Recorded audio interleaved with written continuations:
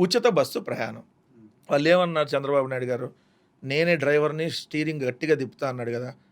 తిప్పుతాను. గట్టిగా తిప్పుతా అని ఏమన్నాడు? తిప్పుతున్నారు ఇప్పుడు. ఎక్కడ పథకం తిప్పుతున్నారు? ఇచ్చారు కదా! 16 రకాల బస్సులుంటాయి. హ్మ్. ఫస్ట్ ఏడాది 0 ఉచిత బస్సు ప్రయాణం. హ్మ్.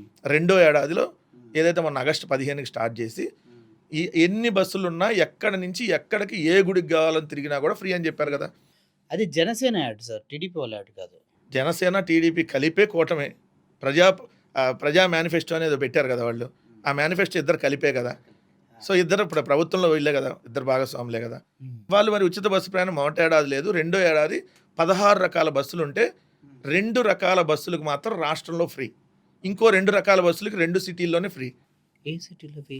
పల్లె వెలుగు, అల్ట్రా పల్లె వెలుగులో రాష్ట్రంలో ఎక్కడైనా ఆ బస్సు తిరిగితే ఫ్రీ. ఓకే. కానీ ఆ బస్సు రాష్ట్రంలో అంతా తిరగదు.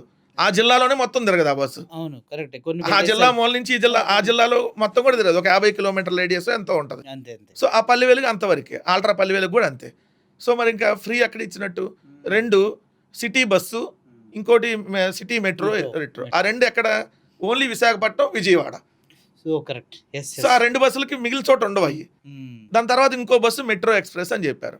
ఈ బస్సులో 75% 80% బస్సులు నాన్ స్టాప్ సూపర్ లగ్జరీ. అంటే ఎలిజిబిలిటీ లేదు. సపోజ్ మీకు ఎగ్జాంపుల్ విజయవాడ నుంచి మచిలీపట్నానికి వెళ్ళేటటువంటి ఏదైతే మెట్రో ఎక్స్‌ప్రెస్ బస్సులు 10 ఉన్నాయి. దాంట్లో 8 బస్సులు సూపర్ లగ్జరీ గానీ, నాన్ స్టాప్ గానీ ఉన్నాయి. వాటిల్లో ఎక్కితే ఫ్రీ ఉండదు.